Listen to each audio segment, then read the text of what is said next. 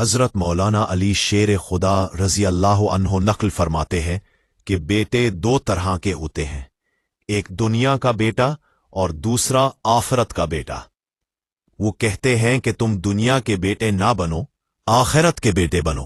اور نبی صلی اللہ علیہ وسلم نے فرمایا کہ وہ شخص جو درہم اور دینار کا بیٹا بن گیا ہے وہ لعنت بن چکا ہے۔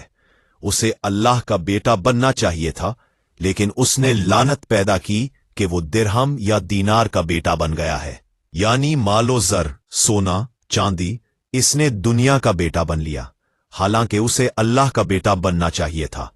اس طرح ہرس مند ہونا، لالچی ہونا، یعنی کہ ہر چیز کو دولت کی نظر سے دیکھنا۔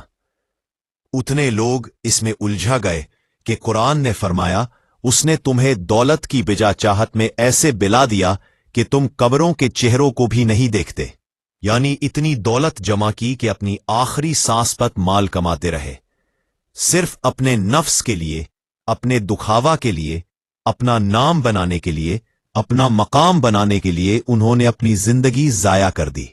اور یہ ہماری زمانے کی بہت بڑی بیماری ہے کہ ہم ذاتی مرتبہ بلند کرنے کی کوشش میں رہتے ہیں کہ میرا نام ہو، لوگ جانے، اور عقل مند لوگ جو حالات کو سمجھتے ہیں وہ جہالت میں مبتلا نہیں، وہ بھی تصویروں، فوٹوگرافی میں مصروف رہتے ہیں۔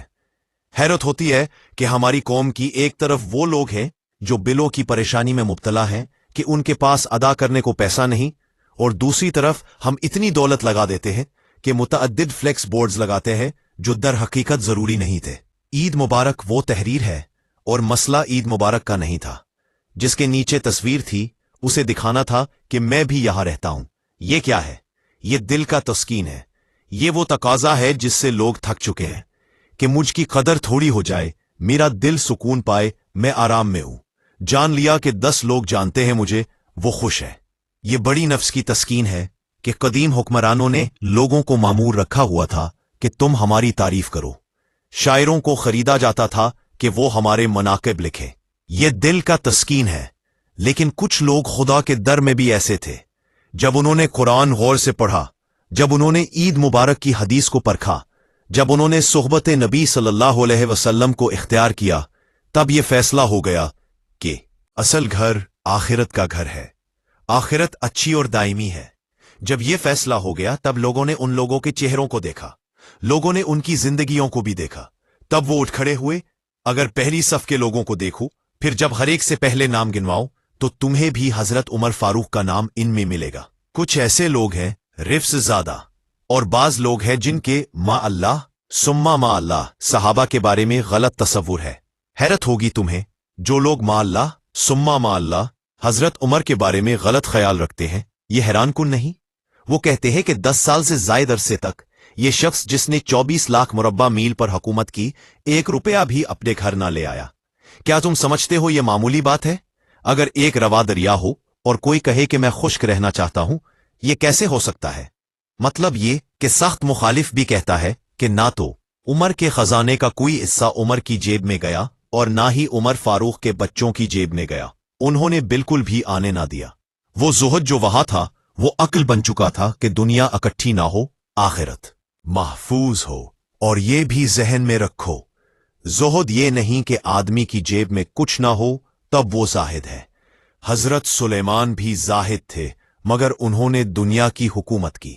نبی یوسف بھی زاہد تھے مگر وہ بھی حاکم تھے۔ اتنا بڑا زاہد کوئی نہ ہوگا جتنا حضرت عثمان غنی تھے، لیکن گھر میں لاکھوں کروڑ لوگ ہوں، مال ہونا ایک چیز ہے، مال سے دل بندھا ہونا دوسری بات ہے۔ حضرت عمر کی زندگی پڑھو اور غور سے پڑھو۔ ما اللہ، اگر تم منفی اندازے سے پڑھو، اگر مخالف ہو میدان میں، تو ایک بات ماننا پڑے گی کہ دائیں بائیں سامنے پیچھے دولت حرکت کرتی رہی، مگر فاروق اعظم کی نظر دولت کو دیکھ نہ سکی۔ ان کی توجہ یا بیت اللہ شریف کی طرف تھی یا محبوب علیہ السلام کی جانب تھی، کچھ نہیں دیکھا، نہیں، کچھ بھی نزدیک نہیں ہو سکتا تھا۔ حضرت سعد بن ابی وقاص رضی اللہ عنہ کا قول ہے اور سینکڑوں کتابوں میں ہے۔ حضرت سعد رضی اللہ عنہ نے کہا، میں اللہ کی قسم کھاتا ہوں، عمر وہ شخص نہ تھے جو ہم سے آگے ہوں، मगर उन्होंने बहुत रुतबा हासिल किया। वो पहले ना आए, लोग उनसे पहले आए। उन्होंने आगे बढ़कर बहुत अमल किया। ये मुसन्निफ अबी शबा में है। हजरत साद बिन अबी वकास कहते हैं, मैं अल्लाह की कसम खाता हूं, एक बात की वजह से उमर आगे गए। हुजूर, वो क्या थी? उन्होंने कहा, उमर को दुनियावी चीजों की परवाह न थी। वो दौलत से दूर रहे, हिर्स व होश से, दुनियावी कामों से रग़बत न रखते थे। इन्होंने उन्हें आगे बढ़ाया। ए दोस्तों, उनको दुनिया की परवाह न थी। उन्होंने दुनिया में बहुत काम किए, जितने भी किए उन्होंने खाए भी। दुनिया हर रोज नए हुक्मरान देती है। तुम्हारे मुल्क में बहुत से वुज़रा हैं जो जिंदा है, कोई पूछने वाला नहीं। बेहद से है जो दूर है, जिंदा है, कोई पूछिए नहीं। उन्हें दुनिया की सबसे बड़ी पोजीशन मिली, लेकिन क्या हालत थी? कुछ नहीं। जब तक वो कुर्सी पर थे, मुर्तबा अलग था। उमर की जिंदगी का बड़ा सबक यह है कि दुनिया से बचो। जो तुम्हारा है, तुम्हारे पास है। आने वाली नस्ल को हिर्स पर मुब्तला ना करो। कुछ दिन पहले मुझे एक यूनिवर्सिटी में लेक्चर के लिए बुलाया गया। उन्होंने कहा, आप अहम बात कर रहे हैं। क्या वजह है कि तालीम याफ्ता और ज़हीन लोग गलत जगहों पर जाते हैं? मैंने कहा, ज्यादा मालूम नहीं, मगर जब हमने मुताला किया तो ज्यादातर तलबा कहते थे, ये तुम बड़ा हो तो क्या बनोगे? वो कहते थे, मैं डॉक्टर बनना चाहता हूं और मखलूक की खिदमत करना चाहता हूं। वो बड़े हुए और डॉक्टर बन गए, लेकिन अगला लफ्ज भूल गए। वो डॉक्टर बन गए, मगर उन्हें मखलूक की खिदमत करनी थी। फिर उन्होंने चेक पॉइंट्स बना दिए, फीस 2 या 3 में अदा करो, 1 आगे आओ। ये पैसा मशवरा के लिए है। दवाई वहीं से लें जहां मैंने तुम्हें बताया है। टेस्ट इस लेबोरेटरी से करो जो हर चीज बात ना करे, मगर जो भी हो वो हादसाती नहीं। इन सब के लिए खुदा की खातिर दुनिया को कहीं छोड़ दो, कहीं छोड़ दो। उस दिन बहुत फिक्र हुई मुझे।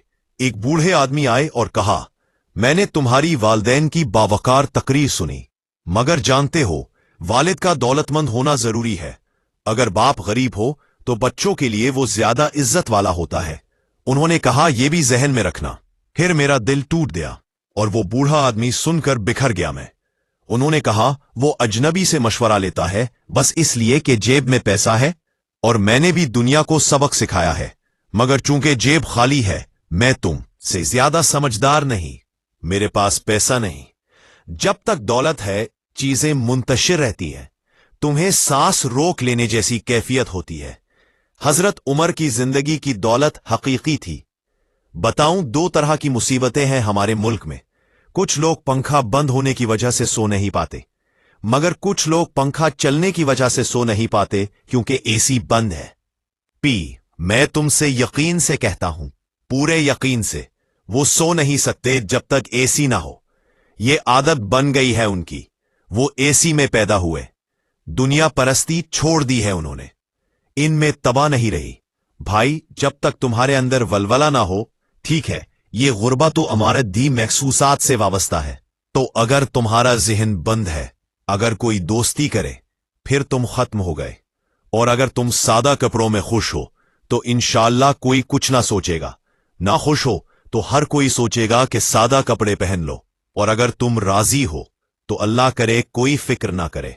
अगर तुम सादा जिंदगी में खुश हो तो सारी दुनिया ठीक है, मगर अगर तुम बहुत फिक्रमंद हो कि कपड़े कैसे पहनूं, सूरत हाल बुरी है। एक मारूफ आलिम है, हजरत उबैन बिन उमैर फरमाते हैं, मैंने देखा कि हजरत उमर सिंह फेंक रहे हैं। हम अपनी जुबान में कहते हैं कि हज के मौके पर शैतानों पर पत्थर फेंक रहे थे। मैं उनके पीछे था। उनके पीछे, उनकी पुश्त से वो लिबास पहने हुए थे, मगर जब वो पत्थर फेंक रहे थे, उनमें वो वकार था जो उमर को होना चाहिए। बारहा कहता हूं, फिर भी कहूं, कशिश कपड़ों की नहीं, किरदार की है। तुम कपड़ों से कशिश चाहते हो, मोबाइल फोन से चाहते हो, घड़ियाल कार से चाहते हो, कोई नहीं चाहता। अब दुनिया एक ऊंचे पर एक नीचे। कशिश तुम्हारी शख्सियत की होगी, तुम्हारी अदा की होगी, तुम्हारे किरदार की होगी। हमें एक प्रोटोकॉल सिस्टम की जरूरत है, और यह बहुत से मकामात पर है। बाज़ औक़ात मुझे बहुत इज़्तिराब महसूस होता है कि कोई उससे बाहर हो जाए। ये मौसम हज है। मेरी जाती राय यह है कि कम अज कम हज के मौके पर वीआईपी निज़ाम खत्म करना चाहिए। एक आदमी 15 लाख का हज करे और एक आदमी 42 लाख का हज करे। तुम 68 लाख का हज करो, तुम 50 लाख का हज करो, तुम 100 लाख का हज करो। अब तुम 50 लाख का हज करो, तुम 100 लाख का हज करो, तुम 100 लाख का हज करो, तुम 100 लाख का हज करो, तुम 100 लाख का हज करो, तुम 100 लाख का हज करो, तुम 100 लाख का हज करो, तुम 100 लाख का हज करो, तुम 100 लाख का हज करो। लेकिन अगर अमीर साहब गाड़ी से उतरते हैं और उनके सामने 4 छतरियां बिछाई जाएं और उन्हें आगे पीछे घुमाया जाए तो सूरत हाल अलग है। अपनी जिंदगी सादा बनाओ, अपनी उठना बैठना सादा बनाओ, अपना खाना सादा रखो, मीटिंग से अपने तकब्बुर को खारिज करो। तुम क्या हो? तुम कुछ हो। अच्छी मोमिन बनो। जितना तुम बाकी कल्चर से बचोगे उतनी ही खूबसूरती मुआशरे में पैदा होगी। नबी सल्लल्लाहु अलैहि वसल्लम ने उस्मान गनी रजी अल्लाह अन्हु को मक्का भेजाया सफीर के तौर पर और फरमाया, उस्मान जाओ और उन्हें बताना कि हम लड़ाई के लिए नहीं आए, अल्लाह के घर तवाफ करने आए हैं। हजरत उस्मान गनी वहां गए। मक्के के कुफ्फार ने उन्हें रोका और पहली बात उन्होंने की कि अगर तुम तवाफ करना चाहते हो तो कर सकते हो, अगर तुम ठीक तरह से करना चाहते हो तो ठीक से करो, मगर हम नबी सल्लल्लाहु अलैहि वसल्लम को तवाफ करने न देंगे। हजरत उस्मान ने कहा, तुम क्या सोचते हो मैं मदीना के रसूल सल्लल्लाहु अलैहि वसल्लम के बगैर तवाफ करूंगा? मैं उस दिन करूंगा जब मेरा नबी सल्लल्लाहु अलैहि वसल्लम करेगा। यहां भी बास सहाबा ने हुदैबिया के मकाम पर कहा कि अल्लाह ने उस्मान को मौका दिया, वो काबाए रजराज का दौरा करेगा और वो खुले आम तवाफ करेगा, वो दुरुस्त तवाफ करेगा, वो हजरे अस्वद की बरकत लेगा। जब सहाबा बात कर रहे थे, नबी सल्लल्लाहु अलैहि वसल्लम गौर से देख रहे थे। जब गुफ्तगू खत्म हुई तो फरमाया, फिक्र ना करो, मेरा उस्मान मेरे बगैर तवाफ ना करेगा। हाँ, क्या मकसद नमाज का मेरे लिए, क्या मकसद दुआ का मेरे लिए? वो तुम्हारा नक्शे बका था जिसमें मैं नमाज में सजदा कर रहा था। और इकबाल ने कहा, अल्लाह की इनायत से तुम्हारा मोहब्बत गीत बन गई और नमाज नजरों के लिए बहाना बन गई। वहां से खबर मिली कि हजरत उस्मान गनी शहीद हो गए। हालांकि नबी जानते थे कि उस्मान शहीद नहीं हुए, मगर जब खबर आई सहाबा में जोश व खरोश हो गया। हम जिहाद करेंगे, लड़ेंगे, बदला लेंगे। अच्छा रहनुमा कौम के जज्बात ठंडे नहीं करता बल्कि जज्बात को सही राह दिखाता है। जब सहाबा उस्मान गनी के बदले लेने के जज्बे में जोश हो गए, नबी सल्लल्लाहु अलैहि वसल्लम ने सबको एक दरख्त के नीचे बुलाया और फरमाया, मेरी हाथ पर बैत करो कि तुम जहाद करोगे और तुम जहाद में साबित कदम रहोगे। मेरी हाथ पर बैत करो। अब सब आए कि हम जहाद करेंगे, हम साबित कदम रहेंगे, हम उस्मान का बदला लेंगे। क्या ये बैत थी या एक मुनफरिद सूरत? और नबी अलैहिस्सलाम जानते थे। कैसे जानते थे? अब चूंकि सहाबा ने बैत कर ली, अब वो शख्स जो शहीद हो जाए उसकी बैत नहीं होती, मगर नबी ने अपने मुबारक हाथ ऊपर उठाया, फरमाया, ये मेरा हाथ है और ये उस्मान का हाथ है। और उन्होंने अपना हाथ उनके हाथ पर रखा और कहा, मैं भी उस्मान गनी से बैत करता हूं, मैं भी उस्मान गनी से बैत करता हूं। अब सहाबा में उस्मान गनी से मोहब्बत का जुनून, जहाद की लल्ला। अल्लाह ताला ने फरमाया, बेशक अल्लाह उन मोमिनीन से राजी है जो दरख्त तले बैठे थे और मेरी हाथ पर बैत कर रहे थे। अल्लाह राजी है इन मोमिनीन से। मेरे नबी अलैहिस्सलाम ने फरमाया, जिन्होंने वहां बैठकर मेरी हाथ पर बैत की, उसके बाद अल्लाह ने वादा फरमाया है, इनमें से कोई भी दोज़ख ना जाएगा, सब जन्नत में जाएंगे। ये सुनो, बहुत अच्छी तरह समझो, ये कुरान है, ये खास मकाम है, दिल में जगह दो इसे। उन्होंने जिहाद ना किया, उन्होंने जिहाद का अज़्म किया, वो अभी तक कुफ्रों के खिलाफ ना उठे, तो अल्लाह ताला ने फरमाया, मैं कहता हूं जब जिहाद आएगा तब देखेंगे, मगर पहले नियतें बनाओ, नियतें बनाओ। अल्लाह ताला वादे नियतों की बुनियाद पर करता है, नियतों की बुनियाद पर। हमारी नियतें ठोस नहीं होती, हमारा प्रोग्राम नहीं बनता, हमारा जहन ठीक नहीं होता। ये रुतबा है हजरत उस्मान गनी का। अगर आपसे उनसे मुलाकात हो, अगर बैत हो, तो अल्लाह उन लोगों से राजी है जो उनके लिए जमा है। हजरत उस्मान गनी बेहतरीन इंसान है और आप सल्लल्लाहु अलैहि वसल्लम के दामाद है। आपकी 4 बेटियां थीं और यह कुरान से साबित है। ए महबूब सल्लल्लाहु अलैहि वसल्लम, अपनी बीवियों और बेटियों से भी कहो, अल्लाह ने कुरान में बेटी नहीं कही। आप सल्लल्लाहु अलैहि वसल्लम से फरमाया, बेटियां। सूरह अल-अहज़ाब देखो, अपनी बीवियों और बेटियों से कहो, तो बेटियां एक है। लोग उम्र का हिसाब लगाते हैं, उस उम्र में निकाह होता है। ए लोगो, तुम ये क्यों करते हो? जब अल्लाह नबी पीस भी बनी हुए है अपनी बेटियों से कहो। नबी पीस भी बनी हुए है अपनी बेटियों से कहो। हजरत ज़ैनब बेहतर बेटी है रसूल की। आपकी बड़ी बेटी हजरत इमामा बिन्त ज़ैनब सही बुखारी में है। नबी पीस भी बनी हुए है अपनी पोती से मोहब्बत करते थे। जब नबी पीस महा के लिए जाते तो पोती कहती थी, नहीं, मैं जाने ना दूंगी तुम्हें। अगर आदमी बहुत अक्लमंद भी हो, वो बच्चों से डरता है, छुप छुप कर जाना पड़ता है। बच्चे जाने नहीं देते। हालांकि आदमी किसी से न डरता हो, वो अक्लमंद हो, मगर कहता है नहीं, जाना नहीं चाहती हूं। हजरत ज़ैनब ने फरमाया, मेरी बेटी मुसर्रत थी कि नबी पीस नमाज के लिए जा रहे हैं। मैंने बेटी को काबू किया। बेटी रोने लगी। नबी पीस वापस आए। नबी पीस ने फरमाया, बखुदा हम दूसरी पोतियों को नहीं पाते, बेशक और भी हैं बुखारी में। नबी पीस वापस आए, फरमाया, नहीं ज़ैनब, मुझे जाने दो, मैं पोती को भी साथ ले जाऊंगा। नबी पीस ने फरमाया, मैं दोनों करूंगा। नबी पीस ने इमामा बिन्त ज़ैनब को लिया। नबी ने इमामा बिन्त ज़ैनब को लिया। जब नबी रुकू करने गए, पोती को साथ ले गए। शहजादी ने नबी पीस के बालों में पने से खेलना शुरू किया। जब नबी रकू में गए, वो उनके बालों से खेलती रही। जब नबी सजदा से उठे, फिर दोबारा पोती को साथ लिया। मजीद अहादीस भी है जिनमें न सिर्फ हजरत उस्मान गनी बल्कि हजरत रुकैया की भी जिक्र है।